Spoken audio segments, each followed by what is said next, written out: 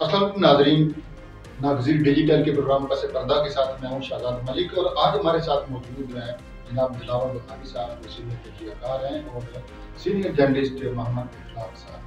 आज का हमारा मौजू है जो आज का हमारा हाल है, जो आज का जो करंट सिनेरियो है, इस पे हम बात करेंगे। और आपको पता ही है कि पाकिस्तान में एक इलेक्शन का माहौल चल रहा है और कुछ बखाने हाल का कहना है कि इलेक्शन ना होने का माहौल चल रहा है। इस पर हम बात करेंगे और इस सिनेरियो में क्या हमारी इस्टेब्लिशमेंट इलेक्शन कमीशन और हुकूमत को मुकम्मल सपोर्ट कर रही है और जुडिशरी का क्या किरदार है। ये तीन आज के हमारे मौजूदात हैं। जनाब दिलावर बुखारी साहब, क्या इलेक्शन होते हुए नजर आ रहे हैं? बिस्मिल्लाहिर्रहमानिर्रहीम। बहुत शुक्रिया शहजाद साहब। एक्चुअली आज़ाद के पाकिस्तान के अंदर तो बिल्कुल इलेक्शन होने जा रहे हैं। इस टाइम तक जो मैं आपसे बात कर रहा हूँ, इस टाइम तक तो सूरत हाल इलेक्शन होने वाली है, क्योंकि पाकिस्तान के अंदर हमारी जो स्टैब्लिशमेंट है उसने भी इलेक्शन की सपोर्ट की हुई है और हमारे इलेक्शन कमिश्नर भी चाहता है और वो जो सियासी जमातें भी ये चाहती हैं कि इलेक्शन करवाए जाएँ। लेकिन आज जो सिलसिला हुआ है कि जो दिलावर खान साहब ने जो सेनेट के अंदर जो है वो पेश की है और करारदाद मंजूर भी हुई है, करारदाद पेश भी की है जिनके तल्लीक मुस्लिम लीग नून से है। मैं ये समझता हूँ कि ये राय फरार का एक तरीकाकार है जो वो कर रहे हैं। लेकिन मैं ये समझता हूँ कि इलेक्शन होने जा रहे हैं और इलेक्शन होंगे और हर दो सूरतों में इलेक्शन किए जाएंगे और उसके लिए जितनी भी जो सियासी जमातें हैं वो जो समझती हैं कि जमहूरियत की ज़रूरत है, इस मुल्क में जमहूरियत की आयन ज़रूरत है, वो लोग तमाम जमातें इलेक्शन के लिए मुतफिक हैं और करवा रही हैं। मासवाए नून लीग की वो राय फरार चाहती है। जी, वजह फरमाया आपने कि इलेक्शन तो नागुज़ीर है वाकई। जनाब इखलाक साहब, जैसे ये अभी शाह साहब फरमा रहे थे कि राय फरार है, क्या कुछ पार्टियां इस मैदान से भाग भी रही हैं और क्यों? बहुत शुक्रिया जी शहजाद साहब।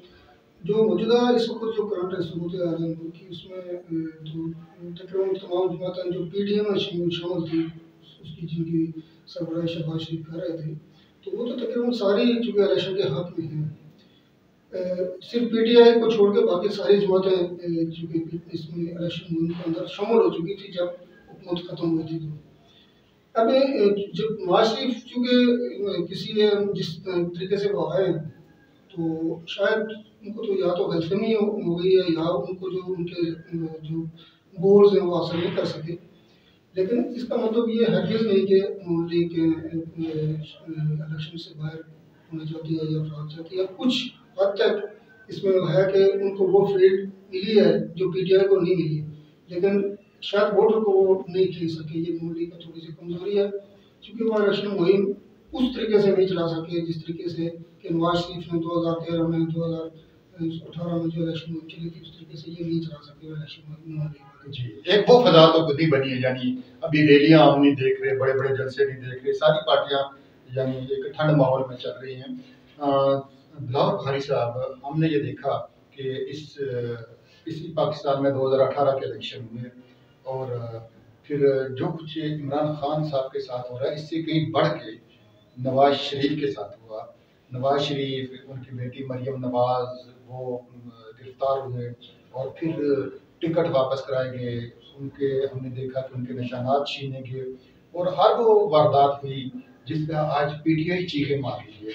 आप क्या समझते हैं, ये हालात कब बदलेंगे? क्या सोचें और हमारे रवैये कभी बदल सकते हैं? देखिए जी, ये बिल्कुल आपने इसमें कोई दो राय नहीं है कि वो वक्त भी हमें याद है कि 2018 में जब जनूबी पंजाब के अंदर नून लीग के बेशुमार टिकट होल्डरों ने टिकट वापस कर दिए थे और ये एक ही इसी के साथ नहीं बल्कि खास करके पीपल्स पार्टी के अंदर तो वैसा ही उस टाइम उनको थ्रेट थी कि आप इलेक्शन मुहिम नहीं चला सकते, मामला नहीं कर सकते, आप बाहर नहीं आ सकते और मुख्तलिफ तरीके से उनके लिए मोर दिन परेशानी का बायस था। लेकिन उसके बावजूद भी हमने पाकिस्तान पीपल्स पार्टी ने उसने भी जो है ना जो है इलेक्शन से राय फरार इख्तियार नहीं की, बल्कि उन्होंने कहा जो भी है जैसा भी है हम अपनी मुहिम चलाएंगे, उन्होंने चलाई। लेकिन आज जिस दफ़ा याद होगा कि असम्बली के अंदर जरदारी साहब ने कहा था कि उस वक्त से डरो कि जब आपको इस चीज़ का सामना करना पड़ेगा, आपको जब गिरफ्तार किया जाएगा, जब आपको जेलों में डाला जाएगा, तो उस टाइम आपकी चीखो पुकार कोई सुनने वाला नहीं होगा।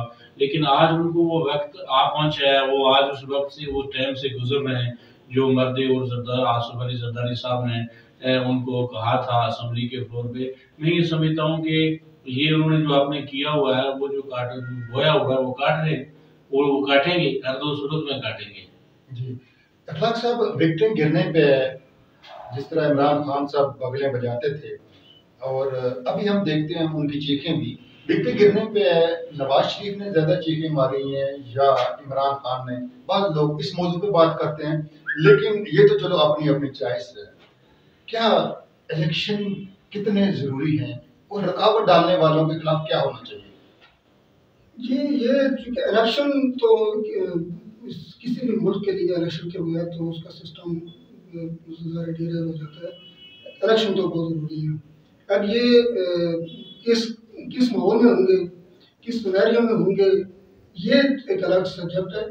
लेकिन फिलहाल जो इस वक्त इस्टेब्लिशमेंट है वो चाहती है, अदलिया चाहती है कि उनके अंदर इलेक्शन हो, चूँकि एस्टेब्लिशमेंट का चूँकि वो खुद अपनी उसकी इज्जत इसके साथ वाबस्ता हो गई है एस्टेब्लिशमेंट की, कि इलेक्शन होंगे, उसमें चाहे इल्ज़ाम भी होंगे, कोई धांधली के इल्ज़ाम लगेंगे, लेवल प्लेइंग फील्ड के इल्ज़ाम लगेंगे। जैसे फजल रहमान साहब खुद नून लीग के इत्तेहादी हैं, पीडीएम में भी उनके साथ शामिल रहे। अब वो खुद उनके लिए वो फील्ड नहीं है जो जिसके वो ख्वाहिशमंद हैं। तो ये अब ज़ाहिर है पीडीआई तो ऑलरेडी वो अपना बोया हुआ काट रही है, वो वफात अमल का शिकार है। तो इसके साथ इसके पसे पर्दा देखिए, ये जो मौजूदा पाकिस्तान के हालात है, इसके पसे पर्दा बेशक इसमें कसूर आप सारे सियासतदानों को लगा लें, एस्टेब्लिशमेंट भी शायद उसकी उससे भी गलती हो गई है, अदलिया से भी गलती हुई होगी, और इतराफ़ भी हुआ है अदलिया की सतह पे, आला सतह पे चीफ जस्टिस साहबान से भी गलती हुई है। लेकिन इस जो मौजूदा इलेक्शन है, इसके जिम्मेदार पीटीआई का सब वो बोया हुआ, वो जो काट रहे हैं सारी सियासतदान सब, कि जो पीटीआई में बोया था, उसके लिए बेहतरीन मौका था पीटीआई के लिए कि जब इमरान खान को 22 साल के बाद हुकूमत मिली थी, 22 साल जदोजहद के बाद इमरान खान को हुकूमत मिली थी, तो वो सियासत जान बन के हुकूमत करते मुल्क के अंदर, एक नया विजन देते लोगों को। वो उन्होंने आके तो ये चोर, उन्होंने नज़ेबा जो अलकाबात नवाजे हैं दूसरों के लिए, आज तो वो उनके घरों के किचन तक वो पहुंच चुके हैं। तो ये ज़ाहिर है ये वही बोया हुआ है जो इसको काट रहे हैं। तो नामुनासिब ज़ुबान का इस्तेमाल करते रहे। बिलावल बुखारी साहब, हमने ये देखा कि जैसे पीपल पार्टी का तो खासतौर पर पंजाब से सफाया किया गया, चुन चुन के हाँक के गाड़ियां भर भर के जहाज भर भर के लोगों को पीटीआई में शामिल किया गया। नून लीग के कुछ लोग तो डटे रहे, लेकिन पंजाब से और किसी हद तक केपीके से भी सारी पीपल पार्टी को हाँक के उन्होंने जाके छोड़ा, उधर इमरान खान के उनके जाके उधर कुर्ली पे बांध दिया। तब तो बड़ा एंजॉय किया एक पार्टी में। अब जब वही जानवर, वही बखेरू उड़ के वापस अपने अपने आशियाने की तरफ जा रहे हैं, तो ये चीखें। और फिर हम आपको ये भी क्रेडिट देते हैं कि 2008 में जब बीबी शहीद हुई, उस वक्त के हालात आज से कितने ज्यादा बदतर थे, लेकिन इलेक्शन हुए। तो आप क्या कहते हैं कि अभी जो हालात का रोना रोया जा रहा है, क्या ये मुनासिब है? देखिए जी, हालात जो भी हों, जैसे भी हों, जमहूरियत के हवाले से पाकिस्तान पीपल्स पार्टी की लाजवाल कुर्बानियाँ हैं। बीबी की शहादत के बाद भी मुल्क के हालात इस तरह के मुतामल नहीं थे, लेकिन उसके बावजूद भी जरदारी साहब ने पाकिस्तान खपे का नारा लगाया, और नारा लगा कर उन्होंने कहा कि हम पाकिस्तान के अंदर जमहूरी निज़ाम चाहते हैं और जमहूरियत चाहते हैं। हमने उस टाइम भी जो है इस राय फार इख्तियार नहीं की और इलेक्शन लड़ा। और जो लोगों ने हमारे पाकिस्तान पीपल्स पार्टी के जो टिकट होल्डरों को या जिन्होंने पार्टी को छोड़कर उन्होंने अपनी वफादारियां चेंज करके पीटीआई की तरफ गई, आज उनका जो सवाल है वो आप लोगों के सामने है। कोई कहाँ से चीख पुकार कर रहा है, कोई कहाँ रो रहा है। मैं ये समझता हूँ कि अगर वो सही जमहूरी निज़ाम के मुताबिक सियासत करते, सही जमहूरी तरीके से सियासत करते, तो उनके लिए हमने एक अच्छी खासी यूनिवर्सिटी हमने बनाई हुई थी और उसमें वो रहते, वो सियासत करते। लेकिन उन्होंने जो किया आज वो भुगत रहे हैं, वो आइंदा भी भुगतेंगे। इखलाक साहब, हमने देखा कि पीटीआई क्या तो अभी एक तरह से यानी कोई नामो निशान नजर नहीं आ रहा, अगरचे अवाम में उनकी कुछ मकबूलियत बाकी है। क्या लोगों का वापस अपनी पार्टियों में चला जाना बेवफाई या गद्दारी है? और अगर एस्टेब्लिशमेंट सारे लोगों को मुख्तलिफ पार्टियों से खींच के नकेल डाल के पीटीआई में दोबारा शामिल कर दे, तो क्या एस्टेब्लिशमेंट फिर एक दफ़ा पाक साफ हो जाएगी, साधु को अमीन हो जाएगी इमरान खान की तरह? एस्टेब्लिशमेंट के जो खेल हैं, आपको पता है, ये 75 ईयर से ये एस्टेब्लिशमेंट के भी खेल जा रहे हैं। ये सूरत ये कोई नई तो है नहीं इस मुल्क के लिए, पाकिस्तान के लिए, क्योंकि जब हमें याद है कि जब नवाज शरीफ को जलावतन किया गया था मुशर्रफ दौर में, तो और इमरान खान को, तो फिर भी इमरान खान इस मुल्क की जेल में है, उसके साथ मीडिया में मिलते हैं, उसके साथ अपने अजीज़ों और उसके साथ कारकुन मिलते हैं। तो नवाज शरीफ के लिए तो अखबार में नवाज शरीफ का नाम लिखने तक इजाज़त नहीं थी मीडिया के अंदर, इवन के नवाज शरीफ को टीवी पे नवाज शरीफ का नाम तक नहीं आता था। 9 साल ये नवाज शरीफ ने ये हालात देखे, मुस्लिम लीग नून का शेयर भी छीन लिया गया था इंतखाबात में। यही सूरत मेरे ख्याल में ये जो आज पीटीआई की सूरत है, ये तो उससे 1/3 भी नहीं है जो नून लीग के लिए सूरत बनाई गई थी। ये एस्टेब्लिशमेंट के लिए ये कोई मसला नहीं है। आज अगर पीटीआई का ये जो हशर हो रहा है, ये कल ये नून लीग के साथ फिर हो सकता है। ये पीपल्स पार्टी के साथ ये हशर हुआ है जब पार्लियामेंटेरियन बनी थी, पीपल्स पार्टी पार्लियामेंटेरियन बनी थी, वो अलग बन गई थी, आपको पता है, वो भी 2 हिस्सों में तकसीम हो गई थी। ये कोई ऐसी बात नहीं है कि ये कोई पहली दफ़ा पाकिस्तान में हो रहा है, ये होगा। अब लेकिन एस्टेब्लिशमेंट अपने जो पिछले कुछ अर्सा पहले जो एस्टेब्लिशमेंट के जन्म से जो एक बयानिया जारी हुआ था कि बहुत सारी गलतियां हम सब से हुई हैं, तो हमें अब अपने सीमत का तयन कर लेना चाहिए। तो मेरे ख्याल में सीमत का तयन जब मिसाल जमहूरियत हुआ था इस मुल्क के अंदर, ये मिसाल जमहूरियत ही वाइस सीमत का तयन था जो पीपल्स पार्टी और नून लीग के दरमियान हुआ था लंदन में। अभी वो मिसाल जमहूरियत बेनज़ीर भुट्टो की शहादत के बाद किस हद तक आगे बढ़ा, उसके कितने फायदे हुए, उसके क्या असरात पड़े, एस्टेब्लिशमेंट कितनी कमजोर हुई है उस जमहूरियत से, उस मिसाल से, ये एक ज़रा एक अलग मौजूद है। ये और उस मिसाल को नाकाम बनाने के लिए उन्होंने इमरान खान को लॉन्च किया।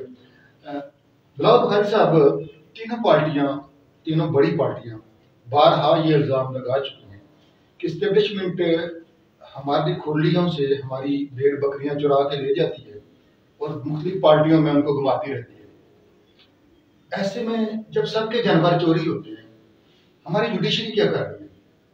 देखिए जी, इस दफा जुडिशरी का जो रोल रहा है, मैं ये समझता हूँ कि इससे पहले इतना पॉजिटिव रोल नहीं रहा, लेकिन पहली दफा जुडिशरी ने बेहतरीन जो है ना, जो हमारे जज साहबान है बेहतरीन राय अमल ला रहे हैं। और उसके अलावा आप देख रहे हैं कि आजकल बिल्कुल इन कैमरा सेशन हो रहा है और उनके सामने जो है प्रोग्राम जितने भी जो है ना जुडिशरी के प्रोग्राम है आज कैमरा के सामने चल रहे हैं।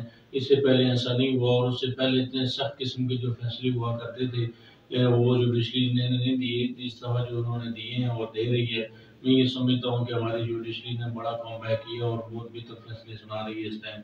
और इस टाइम जुडिशरी चाहती है कि इलेक्शन कमिश्नर के साथ मिलकर के इलेक्शन करवाए जाएँ और जुडिशरी के अंदर जितने भी सीनियर जज साहबान हैं उनका बड़ा पॉजिटिव रोल है। और वो ये चाहते हैं कि इस दफ़ा मुल्क के अंदर जो हमारे अफरा तफरी है और मुल्क के अंदर जो महंगाई है, बेरोजगारी है और मुल्क के अंदर जो गैर मुस्तकिम जमहूरियत है, इसको बहाल किया जाए ताकि मुल्क अपने स्टेबल हो जाए और अपने जो है ना अपने कदम पर खड़ा हो सके। अखलाक साहब, क्या आप मुतमिन हैं हमारी सुप्रीम कोर्ट से? जी, इस मौजूदा जो सूरत है इसके मुताबिक जो फैसले हो रहे हैं कि वो तो काफ़ी गैर जानबदार लग रहे हैं। अच्छी बात है, ये एक अच्छी शुरुआत है।